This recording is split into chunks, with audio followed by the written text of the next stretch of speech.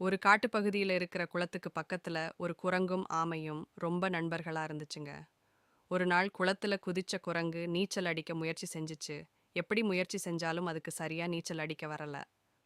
அப்ப தண்ணியில குதிச்ச ஆமை ரொம்ப அழகா நீச்சல் அடிச்சுச்சு.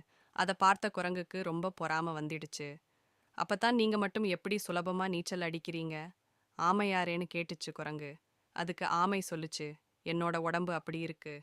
எனக்கு இருக்கிற பெரிய ஓடு தண்ணியில நீந்த உதவி செய்யுது. அதனால தான் என்னால் சுலபமா நீந்த முடியுதுன்னு சொல்லுச்சு. இத கேட்ட முட்டாள் குரங்கு, அடடா, சுலபமா நீச்சல் அடிக்க பெரிய ஓடு இருந்தா போதும்னு நம்பிடுச்சு.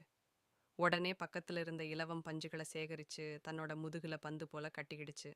ஆமை போல இப்ப தனக்கு பெரிய ஓடு வந்துடுச்சுன்னு சொல்லிட்டு தண்ணிக்குள்ள குதிச்சுச்சு. குரங்கு தண்ணியில குதிச்சதும் பஞ்சு நனைஞ்சு குரங்கை உள்ள அமுக்க ஆரம்பிச்சிடுச்சு.